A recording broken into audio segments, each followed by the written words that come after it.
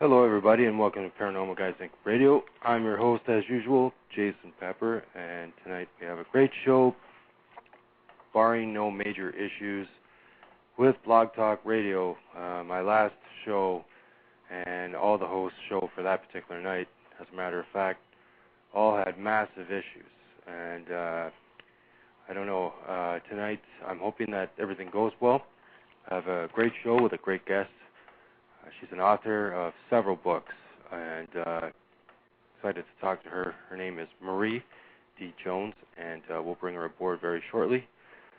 And I'm just going to throw her link out into the chat room here and have everyone scroll over there if they would like.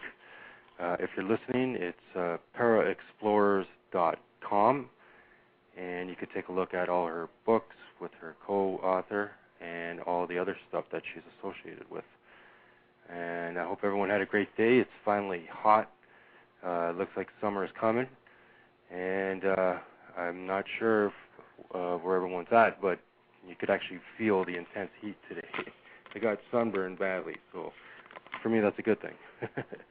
But also want to just talk briefly, if I can, about a project that I came across. And I think this person here has come up with something that's so important for the youth of the world and the children that are especially in less fortunate areas, third world country type deal. And what he did is he put together a camera that has 3 settings in it, and basically it's called Hot Shots, and the kids can put it together in their classroom and learn about science, learn about photography, that sort of thing. And it looks pretty promising, and right now it's only been tested in four cities around the world, but one day hopefully this project will be a global phenomenon and be readily available to every child that's out there.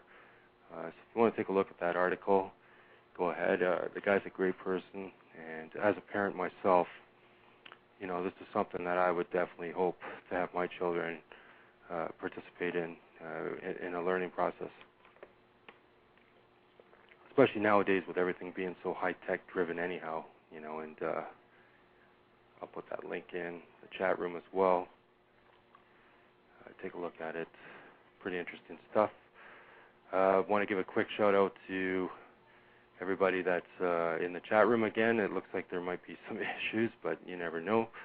All the Facebook group members, new and old, thank you very much for your support. And YouTube supporters, thanks again. Twitters and MySpace. MySpace I haven't been to as much as I should be, so I apologize for that. But I think everybody that deals with MySpace is sort of on the down turn from that page and that application. So, but it may turn around. But I believe Marie's on the line now, so I'm going to bring her in. I'm very excited to get this show going. So, without further ado, here we go. And let's see if I can actually get her in, or is there going to be an issue here? 1 second. All right. Try again.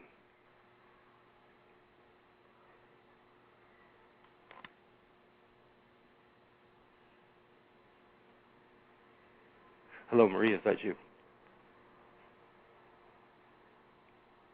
Okay, it looks like we're having some issues here. Can you hear me in the chat room at all?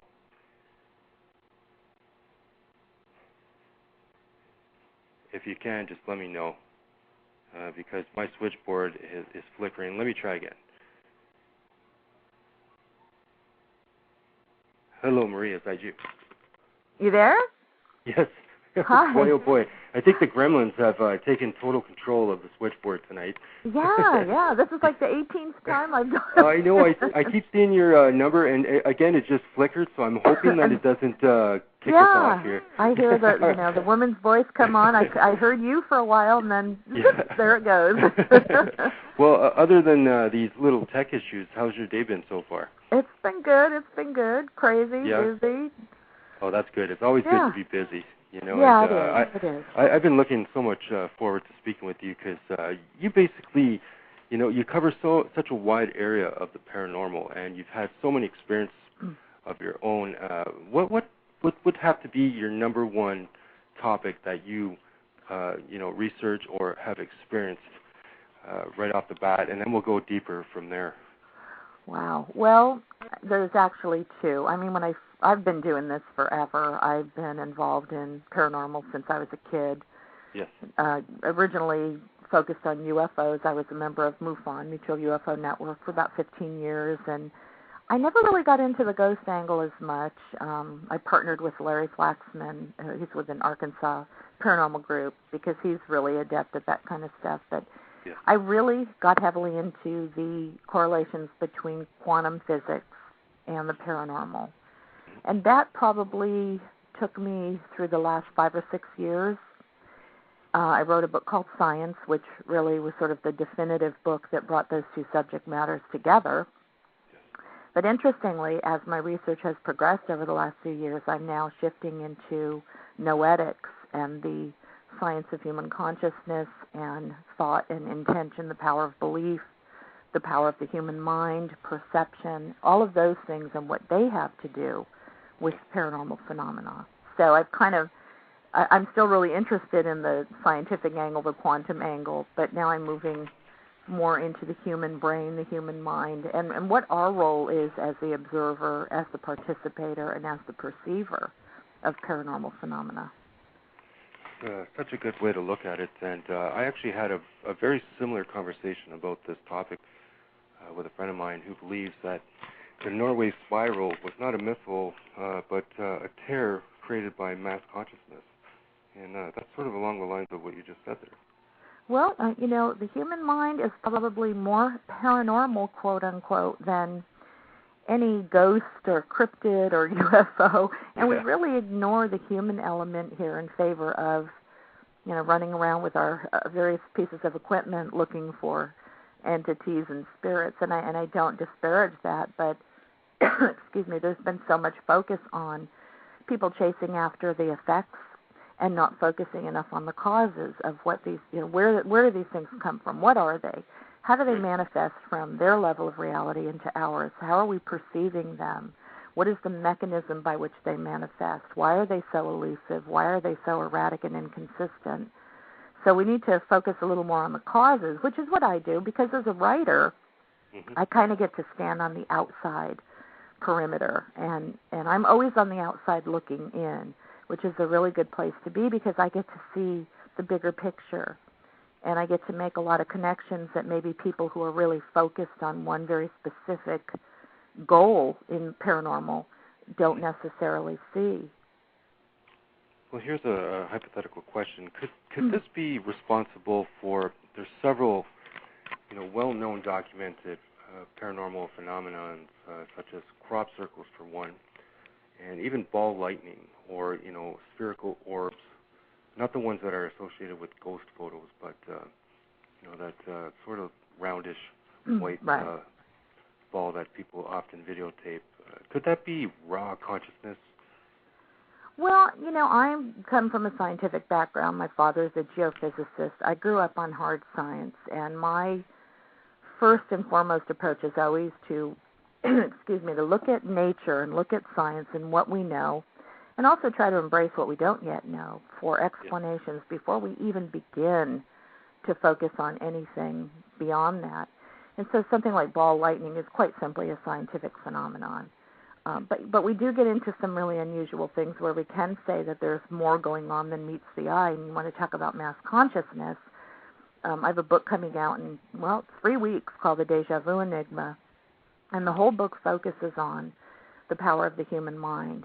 And one of the chapters that we wrote about is, mass hysteria, mass belief, contagious thought, the idea that people can collectively believe in something and make it happen. And that is a very real phenomenon. It's very frightening because it can be something beneficial, like the harmonic convergence, or everybody's looking forward to 2012 and the transformation of consciousness, but it can also be I mean, look at riots, look at mass hysteria, look at, situations where people believe something negative.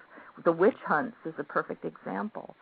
Yes. So mass consciousness can do all kinds of things that we're just learning. And yeah, I'm sure they can manifest exterior objects, in our environment. And we're just now beginning to really take a look at that instead of always focusing on, a ghost is the energy left over from a dead person. Well, that's such a simplistic explanation. It could be so much more complex than that. Right. Well, I just had a theory that déjà vu were a lot more complex than just, a familiar, almost reenactment in your mind, or, just a repetitive motion in some ways. I always thought it was, two parallel universes possibly joining or almost being as close as possible without intersecting. That's been my explanation all along. And what was so interesting is when you talk about déjà vu, people think, oh, that's not really the paranormal. That's just, it's a memory glitch.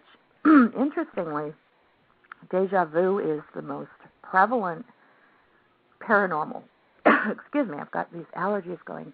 It's the most prevalent paranormal phenomenon that people report all over the world.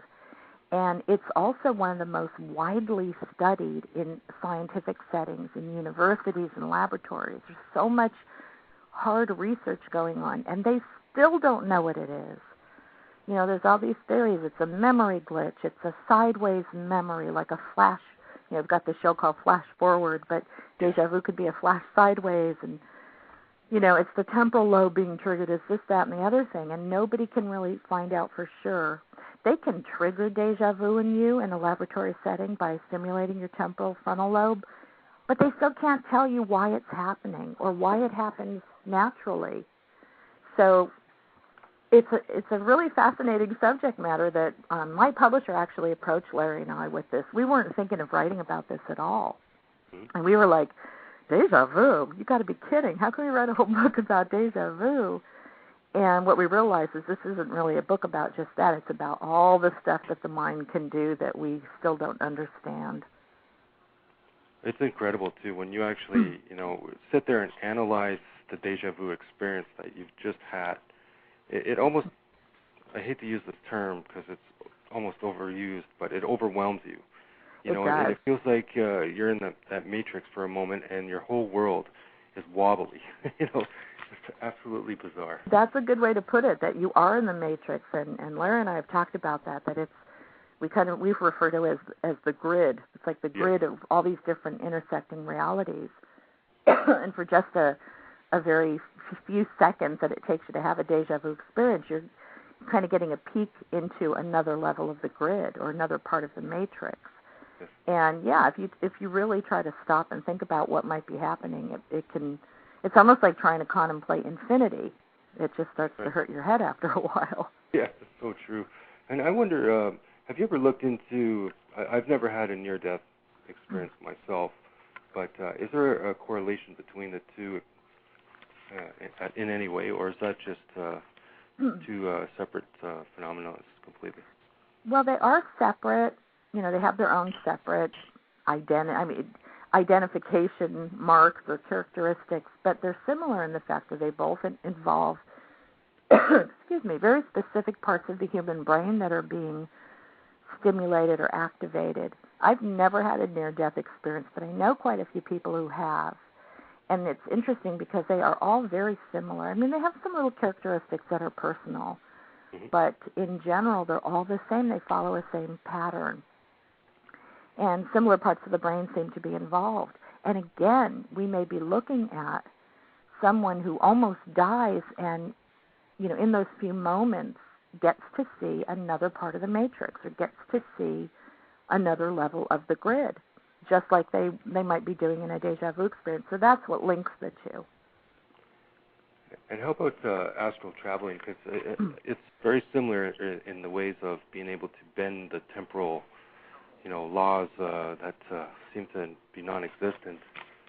Right. And we cover that, out of body. I mean, these are all experiences that seem to involve the human mind and sort of an elevation of consciousness or altered state of consciousness.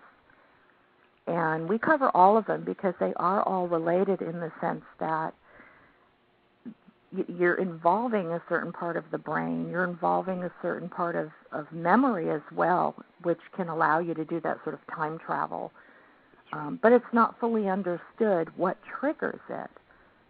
And, a lot of people have these experiences, but we don't know why. And why do some people not have them? No matter how hard they try or no matter how bad they want to. It's just like seeing a ghost. Why do some people perceive ghosts so easily and others can't see one to save their life? No, you're absolutely right. And it could be that every brain is a different receiver, or it could be just some people have it and some people don't. As simple as that. Yeah, I mean, we all have a brain, but you're right. It's like we all have a radio in our car. Yes. Well, most of us do, but they're not all tuned to the same station. So it's that same concept that we all have a brain, but we may not all have them tuned into the same frequencies, the same resonances or wavelengths that these experiences might be beaming in on. I hate to use that word. It sounds so out there, but it really does have a lot to do with resonance and frequency and vibration. And if we're not synced up to that experience, we won't perceive it. And would you say that that's the same sort of needed properties for the 1111 phenomenon? Because I have so many friends, and even myself for a while, I wasn't seeing 1111 a lot. I was seeing 333 and even 911. Every time I saw, whether it be the clock or an address that said 911, especially after that horrific incident. Right, yeah. It totally made me stop and have that flashback of the towers. And I hate to, bring it back up and talk about it again, but as everyone knows, that was probably one of the worst days in modern history. Right, and I think it imprinted on a lot of people's minds and caused a lot of people to have all kinds of experiences. There are a lot of people have told me they had precognitive dreams about that event, months, even up to a year before it happened. With the time prompts, again, we don't know for sure if it's the human brain seeking out a pattern, because that's what our brains do. They want to latch onto a pattern. They want to create order out of chaos. So perhaps you see, like 333 is a time prompt of mine, too. That's one of my big ones. Yes. So you might see that one night and not think anything of it. You might actually wake up again the next night and still not think much. Oh, it's a coincidence, big deal. But if you start doing that 5 or 6 times, all of a sudden your brain is like, whoa, why do I keep waking up at 3:33? And what happens is you create that new neural pathway in your brain that says, I am going to keep waking up at 3:33, and it will literally trigger you to do that. However, there's a lot of people that report during their time prompt that they have unusual experiences. So it could be an exterior influence that's waking up us up at that particular time, or causing us to happen to look at a clock at exactly 11:11 and not 11:12 or 11:10. So I kind of, Larry and I kind of agree that it might be a combination of the two. We're being prompted to pay attention to a particular time prompt because something is going to happen. It could be just a simple synchronistic event that occurs later on in that day. It could be something that occurs a week later. But if you don't get in that awareness, in that present moment awareness that a time prompt sort of jiggles you into, you'll miss that opportunity. You'll miss the synchronicity. So we call them wake-up calls from the universe. That's right. And let me ask your take on, I quite often find myself puzzled by this phenomenon. It's extremely interesting to me, but it's one of those ones where you just don't know, and it's I'm sure you're aware of the Federation of Light channelers that can have, alien beings not possess their body, but send messages through the person. Right, like channeling. Yes. Have you ever looked into that in detail to see if their brains are any more different than anyone else's? I haven't. I'm sure there are people that have. My take on channeling is that it's quite simply something anybody can do. What you're basically doing is opening yourself up to, the universe consists of information, whether that information comes in the form of matter, energy, whatever. And if you're opening yourself up to that information, you could be getting those messages from, again, another level of reality. And it's something I think anybody can do, but not everybody is really gifted at it. It's like singing. Everybody can sing, but not everybody can sing well. But I also think a lot of it could be our own minds, our own states of consciousness that are causing us to have these experiences for whatever reason. I've not focused on channeling a whole lot. I know some people that channel. I think they're full of crap. I also know some people that channel that are amazingly accurate with the information that they get. So it's a real shaky area of study that I have not focused a lot on. Right. I do not channel. Well, I have to say, as a writer, I think all writers channel. Because when I'm writing, I write fiction, I write screenplays, and when I'm writing, you get into that creative flow, and all of a sudden you feel like something is writing through you. And I think that that's a very similar experience to what, these people are saying when they claim that an entity takes them over. Sure, there's all that energy and information out there, and there very well may be spirits in the ether that, from now and then kind of possess our bodies momentarily to speak through us. That's right. Entirely possible. But it can also be flashes of inspiration that they mistake for some type of possession when it really is coming from their own higher self. That's a very good point, because I do article writing myself as well, and I'm not a professional in it by any standards, but I know what you mean exactly. It's also similar to when I weight train. You get in that zone, and you just feel that you're outside yourself. Right, and exactly. I absolutely know exactly what you mean. It's incredible. Yeah, I run. It's like a runner's high, or a lot of experiences will give you that feeling of sort of a euphoria where you're out of your body. Right. I mean, even people say that even doing something with a really sharp focus, like painting or doing a jigsaw puzzle, where your mind is so sharply focused that can cause the same feeling. Right.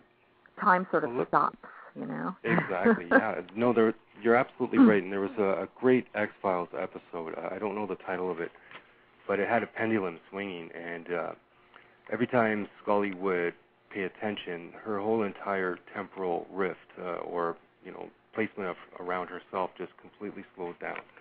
And, sometimes you get that moment, or you get the exact opposite, where everything is so accelerated. Oh, yeah. That you just can't slow it down, And how do you focus yourself to step away from that? I know you can meditate. And it's just so tough, It is, and I'm not real good at doing that. I know people say, "Well, Marie, you should meditate more," and I'm always go, yeah, work, and that's just me. I'm really ambitious and I'm really driven, but yeah, it can overwhelm you.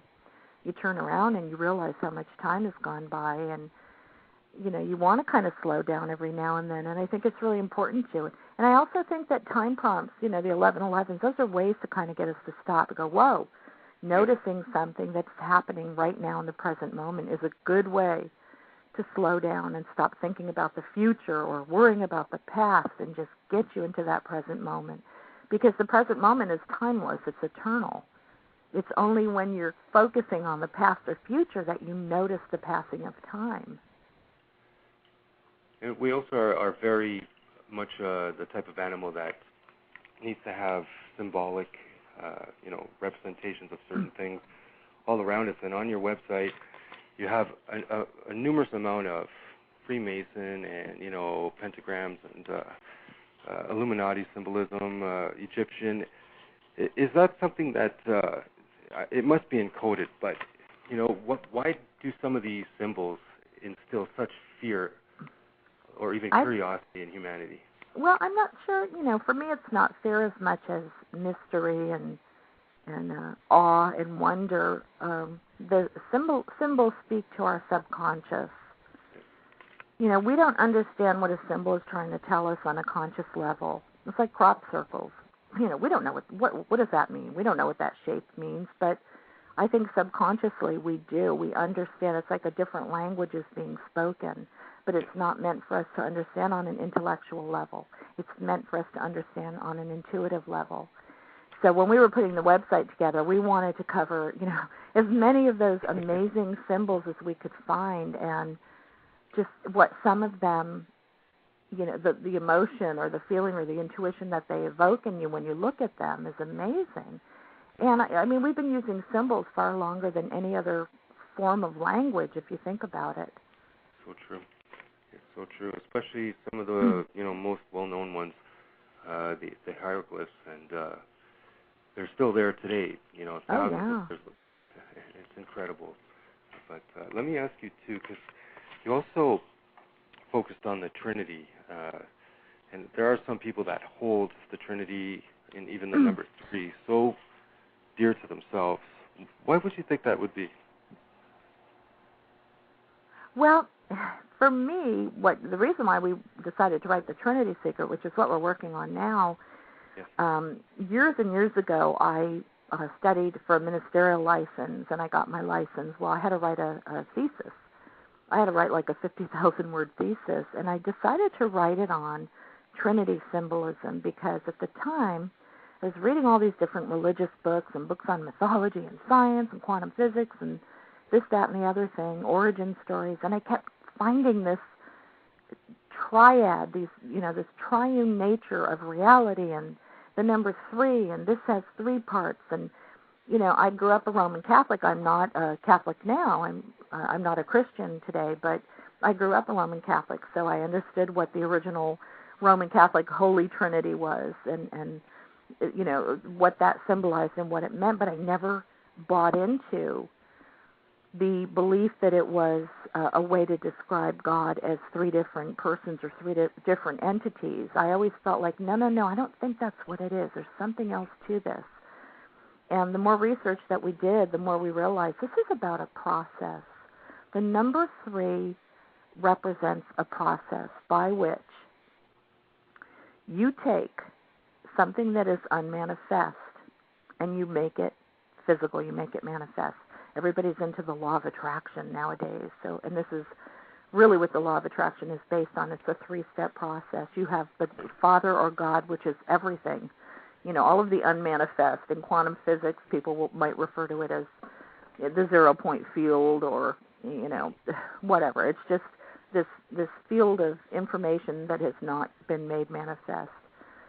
Well, then you also have manifest physical objects, things that we see every day and use. Well, how do they get that way?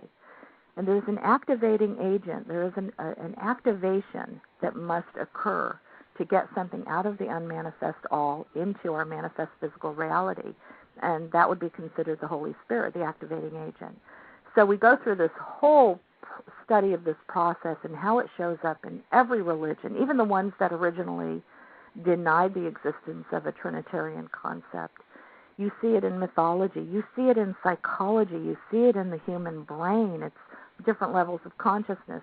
This number 3 keeps turning up everywhere. So there's definitely an understanding that there are 3 parts to how creation came about. And it's very profound. I've always felt like the number 3 was very important, and now I kind of know why it was so important to so many cultures and traditions over time. Is that why, would you suggest, because there's so many theories about the whole 666, meaning and symbolism of that, but would that be why 666 is 666, because 3 is such a peaceful, kind of warm, embracing number? And 666 is sort of an aberration of that. But what's interesting is that 666 to the Chinese is something good. It's a very it has a very beneficial meaning. It means that good things are going to happen to you. So it just goes to show you that what we might think is evil in one religious tradition or one culture, that very same number or symbol will have a whole different meaning. I mean, look at the swastika that was originally a cross that had a completely different meaning than what it now does, because we have we always use the reference of the Nazis when we see a swastika. So 666 was an aberration of the profound number 3. And yet, to billions of people in China, they would look at that number and say, oh, that's a good number. That's a lucky number. It's just amazing how cultures and, distance can really define what something means, and you're absolutely right about that. And it just shows you the power of belief. That's right. I could believe something and think it's true, and you could believe the exact opposite and think it's true. Well, yeah. Who's right? Are we both right? Are we both wrong? And it's belief. It's perception. Well, let's shift over now to some of the cryptozoology world. And do you have any beliefs, that have either progressed or regressed through evidence that you've looked at? Or is there something that you believe now that you may not have before? Yeah, actually, the same thing as I feel with UFOs and ghosts. I always originally thought of them in sort of a nuts and bolts sense that, let's say cryptids, for example, that they were creatures that came out of the woods, excuse me, or were actual physical manifestations that came from somewhere on Earth. Well, that was a real simplistic explanation. And now, all these years later, and after talking to a lot of cryptozoologists who are also thinking along the same lines, they appear to be possibly interdimensional creatures. They a lot of times the reports that surround the appearance of a cryptid sound like something that is being projected from another dimension. In other words, someone will say that they saw this animal appear out of nowhere, just sort of flicker into view and then disappear in the same way. Now that doesn't suggest something that runs up to you out of the woods and then runs away back into the woods. These people are literally reporting something that appears right in front of their face and then, boom, disappears the same way. And a majority of UFO sightings are the same. Let's look at ghosts and entities. They have those same characteristics. So my feeling now, I think, things like Bigfoot could really be creatures that have gone undiscovered for however many years. Sure, they could be that.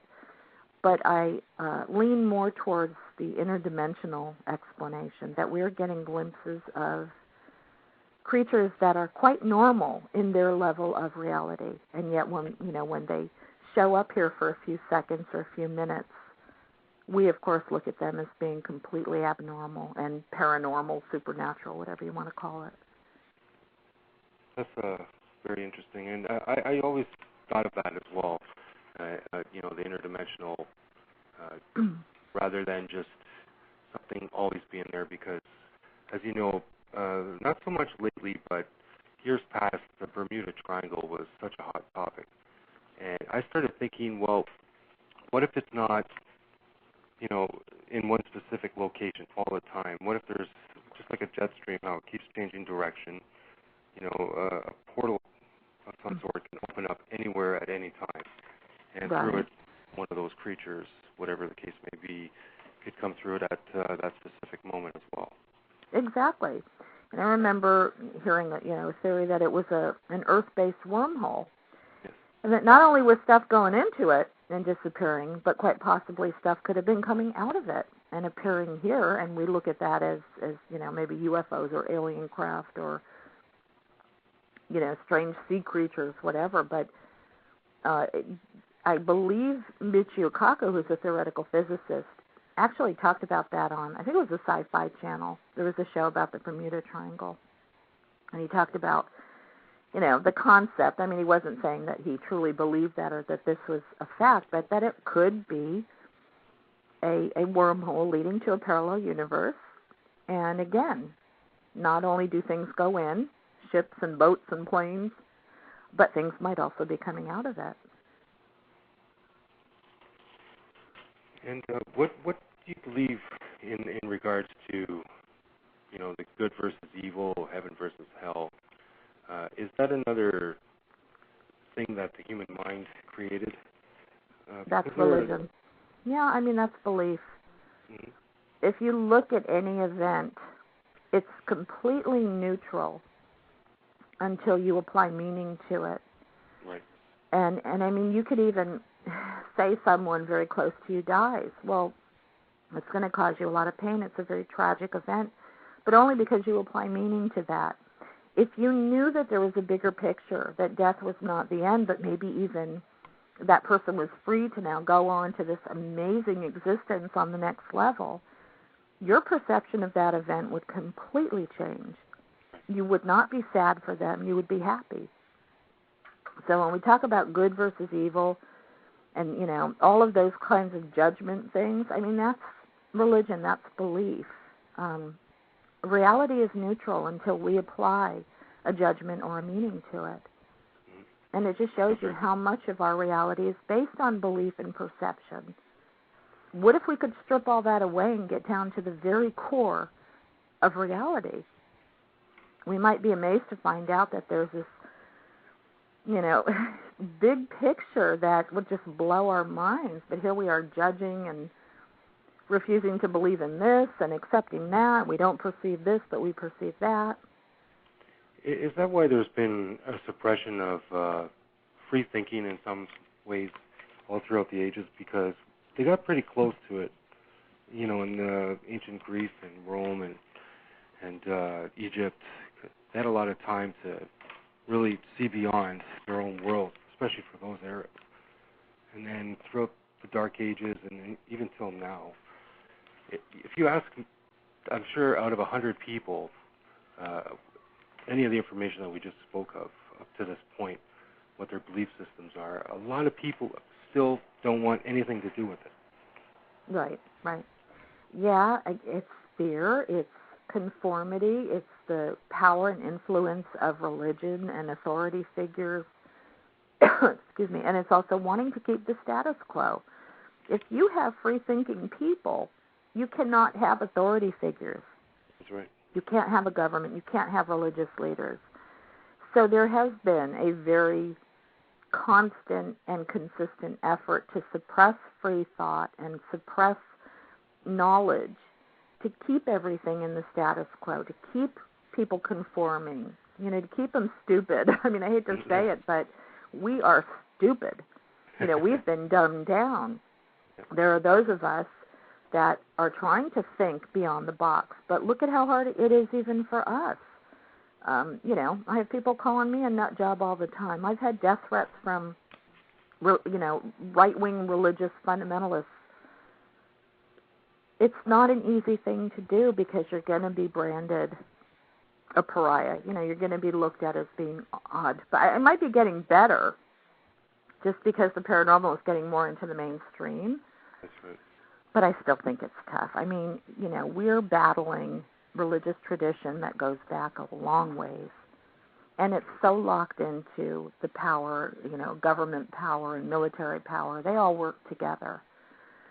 So, but I think the internet is probably the biggest catalyst for change in that area, because you can't fight the ideas that people, exchange on Facebook alone. I mean, let's just look at Facebook.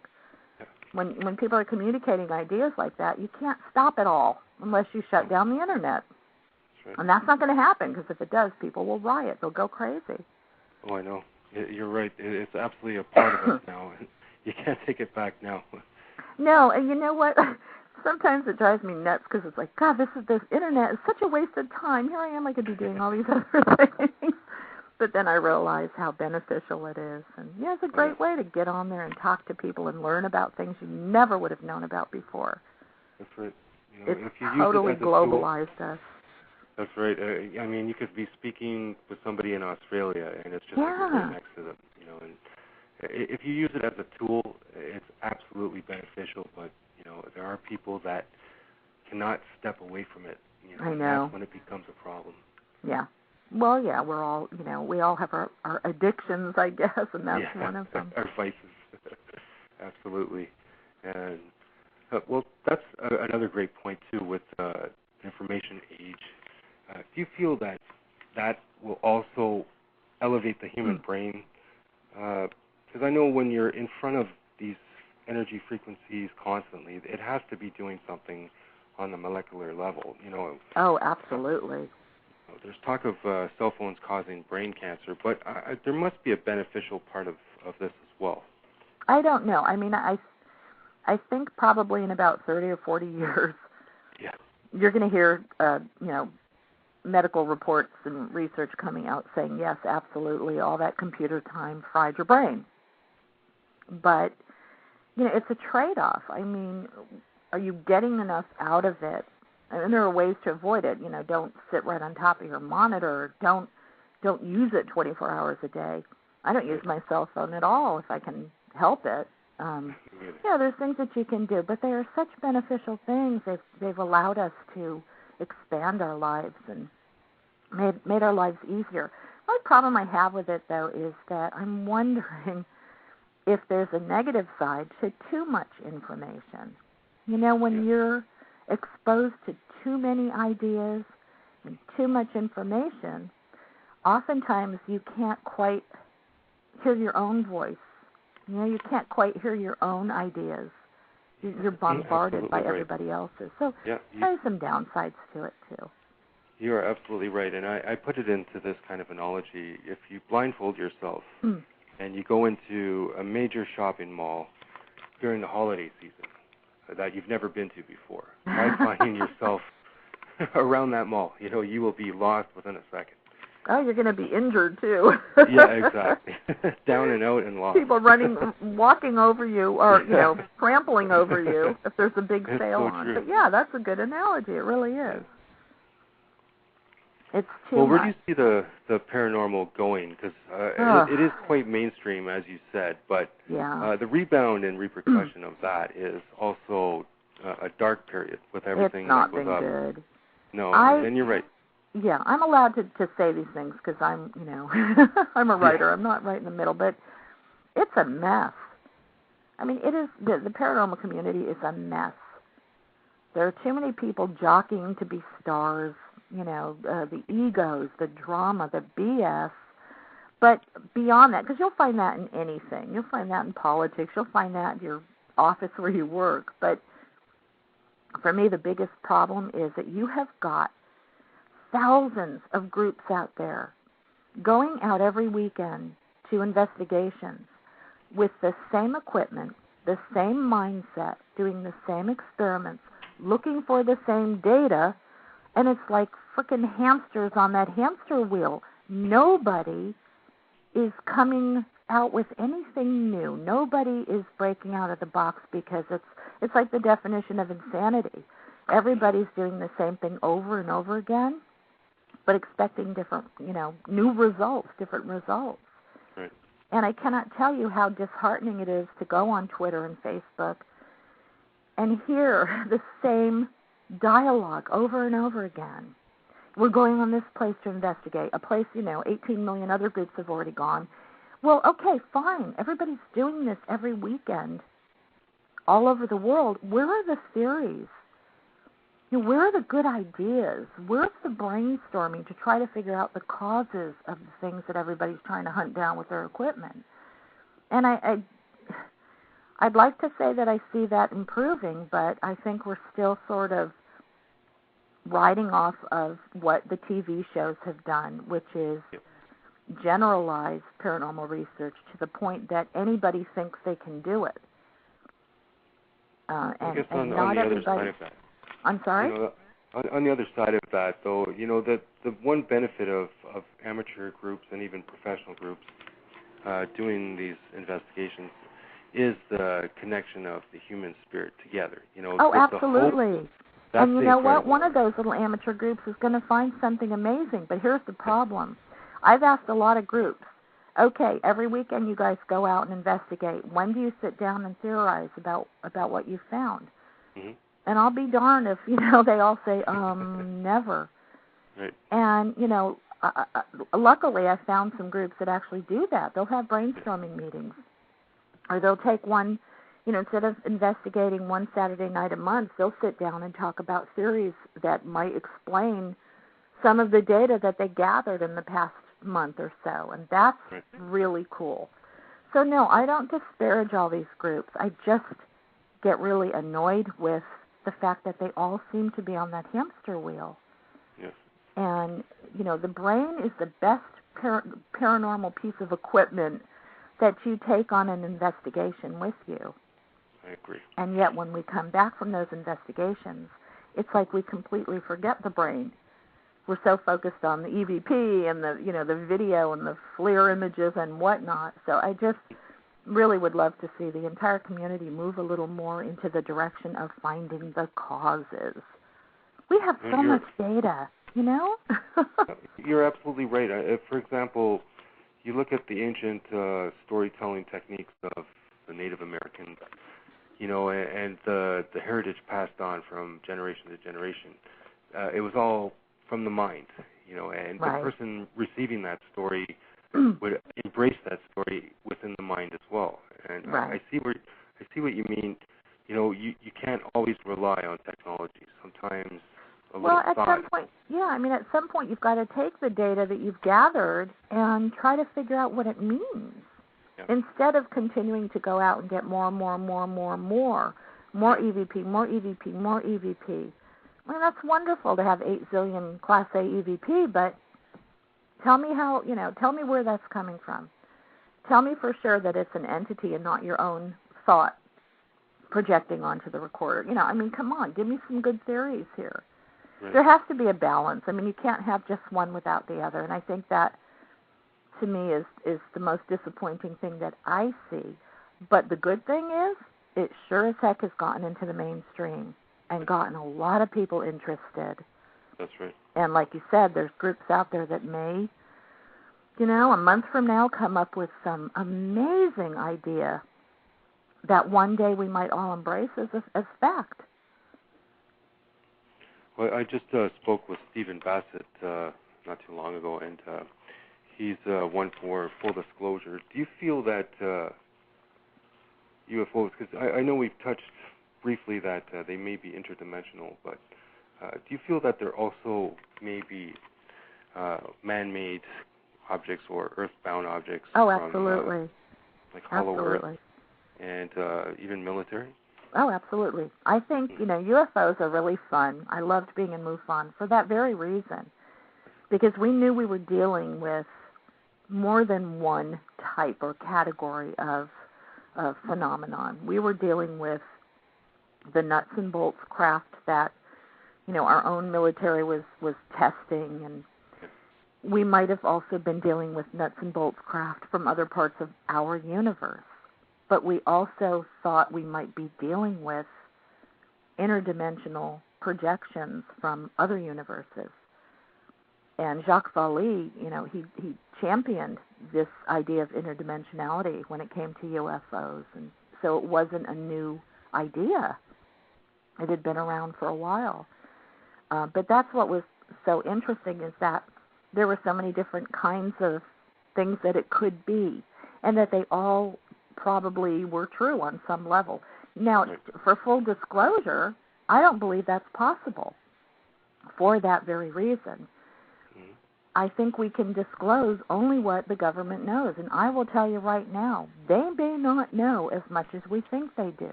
And one of the reasons why we might never see full disclosure is because they don't want us to know how inept they are at protecting our airspace. Why would you want to admit that to your populace?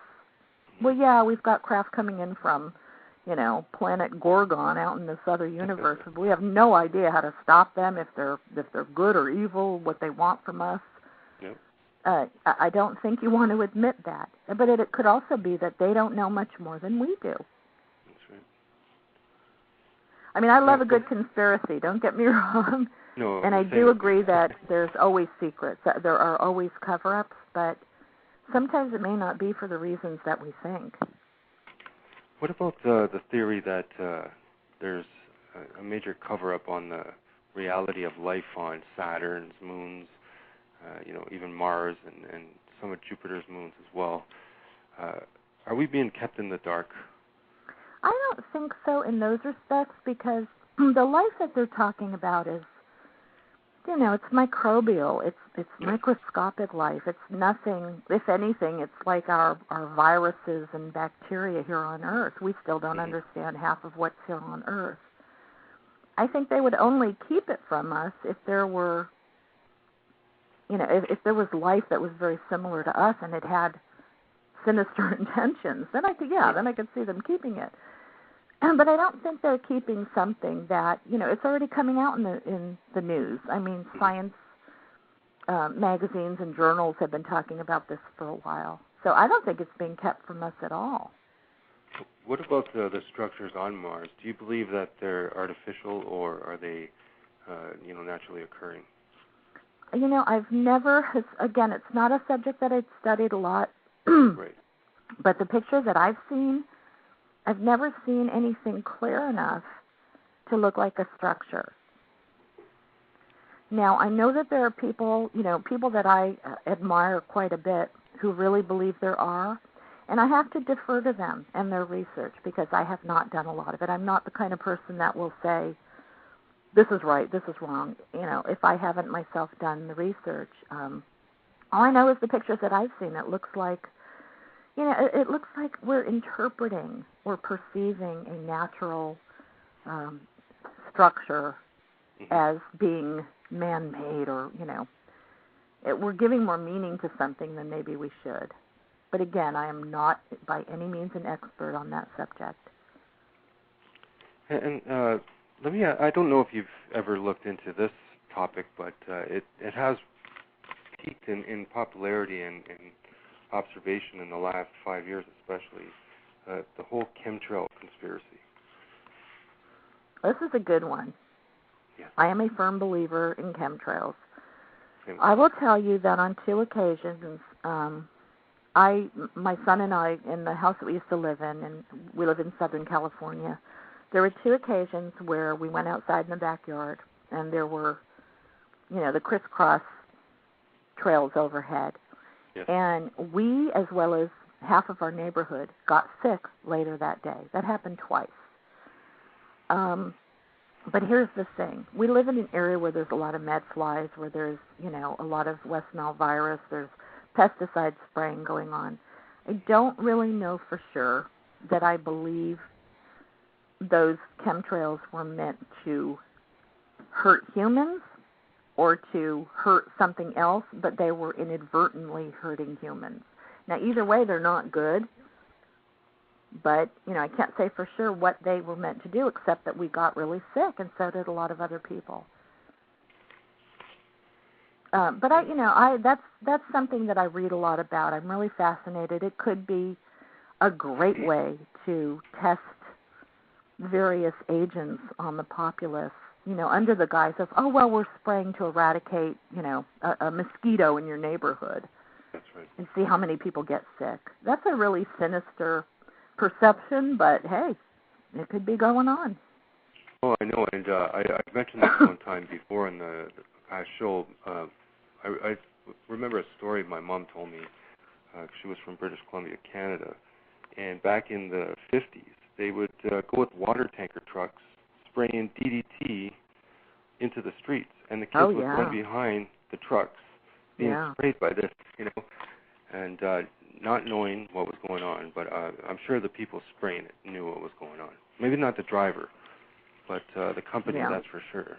I think they figure we've got to test this out and see what it does to humans, Let's not tell them exactly what we're doing. That's right. Sure, I could see that easily happening. So I always look up at the sky. I haven't seen those crisscross patterns here in years. And I'll tell people out there that when there are chemtrails overhead, you will know them. Because it's not just one trail, of a plane going overhead or whatever. I mean, it has a very distinct look to it. That's right. It's actually quite odd, but 3 days ago, the skies of Toronto actually looked the most natural I've seen in quite a long time. There was not one single chemtrail, and the clouds were actually what clouds look. In your mind, you see a nice fluffy cloud. That's what it looked like, and the sky was a proper blue. It wasn't that sort of yellow metallic blue. I can't even explain it, but you know which blue I mean. It's that synthetic fibrous color. Right. It was absolutely amazing to see, And I noticed the entire city, whatever part I was in from that day, everyone seemed a little bit happier. I don't know if it had any reason. Happy clouds. Yeah, exactly. Or, as you said, maybe the compounds they were spraying down to the people below weren't in the atmosphere whatsoever that day. So, for once we actually had clean air to breathe. Yeah, that might have been it. But I don't for a second think that we're not being tested. Mm-hmm. I mean, yeah, they're the powers that be have all kinds of covert ways, I guess you could say, of testing what they need to test on humans. And I don't doubt that at all. But chemtrails, I've definitely experienced getting sick twice. So how can I say, oh, it's nothing? It was a coincidence. Well, no, not when half my neighbors were saying, oh, my God, I saw those weird things. I got so sick. What was that? Yeah. What were they spraying? Some people are totally convinced that it's just, ice crystals from the exhaust.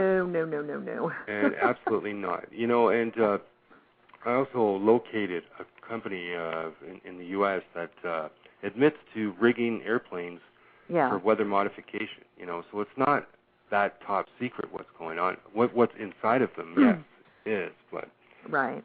There are companies that are knowingly doing these projects all around the world, and it's something that, if that's the case, if it's to create rain to help the farmers, let us know. Right. Yeah, tell us. We'll help. Yeah, we'll do a rain dance, Exactly.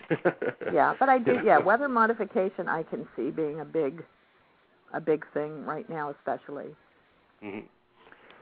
Well, we are past the hour, and I really appreciate you staying extra. In fact, if you like, we can continue for a few more minutes, because I want to get your upcoming events and that sort of thing that you have in the next little while, and including new books. I'd also like to give out your website if we can right now. I did in the beginning of the show, but I'd like to do it again. It's paraexplorers.com. Right. And you also are on Facebook and MySpace and YouTube as well. There are some videos with yourself during different conventions. But what do you have upcoming in the next little while from spring-summer standpoint? Oh, boy. Well, we're working, Larry and I are working on a book called The Trinity Secret, The Power of Three in the Code of Creation. And that will be out in the beginning of 2011. And then we immediately go into a next book, which we haven't determined yet, which will be out in the latter part of 2011. We also optioned a screenplay called 19 Hertz, right, which is a paranormal thriller, and that's all I can say. But that's been optioned. It's actually in development with a producer-director. So we're kind of branching out into some other areas. Me personally, I'm going to be at the Arizona Paracon in August. I've got some events here in Southern California. People can go to my personal website, which is mariedjones.com, too, and see what's going on. Déjà Vu Enigma comes out next month, so we'll be doing a lot of promotion for that. Would you prefer the people email you through Facebook, your personal website, or any of the above? They can do any, you can get to me through either website or Facebook. And on a personal note, what do you do to relax? Because I asked Stephen Bass, because he's so busy all the time, every day of the week pretty much. How do you have downtime? And you don't. I'm training for marathons. Right. I have a 9-year-old son. I'm a single mom with a 9-year-old son. I don't relax. I really don't. I can relax for 5 minutes, and then I feel jumpy, and I want to get up and do something. No, I love to read, but I do that at night. I just can't relax. Yes. But, I mean, it's not a negative. I like to just be working and doing things. I know exactly what you mean, because I also have 2 kids of my own, and my days end late, and they start very early. Oh, God. But I can sleep all I want when I'm 65 down in Florida. Yeah. See, I have major insomnia now, but I figure someday I'll be sleeping forever, so... Yeah, exactly. Same thing, I think. Well, this has been an absolute pleasure to speak to you, and if you want at any time to come back yourself with maybe Larry or even, just another solo show, I would be more than happy to have that. I would love to, and hopefully next time I'll have more of a voice. Well, I lost it yesterday. I was actually I lost my voice yesterday for it's really bad allergies here in Southern California. And I thought, oh no, how am I going to talk on radio? But it's okay. You can tell what I said. You did absolutely phenomenal. Myself here, I'm super sunstroke, so I'm, drinking water as we're going. Yeah, because we were at the park all day, myself and my children. And, yeah, that hurts. Well, I'm feeling it, but, it's all worthwhile because they had a blast, and I had a blast tonight speaking with you, and it's been absolutely phenomenal, and I'm very honored to have the chance to have spoken to you. Oh, thank you. Well, I'll make sure you get a copy of the Déjà Vu Enigma, and I'll come back on, or Larry and I'll come back on, and we'll talk about that. I really appreciate that. You have yourself a great night, and we'll talk very, very soon. You too. Thanks. Take care. Bye-bye. Bye-bye. Well, that was Mary D. Jones. What a fantastic guest. We covered a lot of material. I hope everyone can join me for my next program. It's going to be with Jason Martell. He's another great researcher and personal motivator. So join me for that. We're going to have another in-depth conversation about the world of the paranormal and a whole lot more. And he really has some great views on Planet X and other stuff in regards to ancient civilizations. And that'll be on May 23rd at 10 p.m., the usual time. So join me then. Again, May 23rd, 10 p.m. And for everyone that catches this in the archives and down the road, thanks again for your support. And I'll see you on the other side. Take care.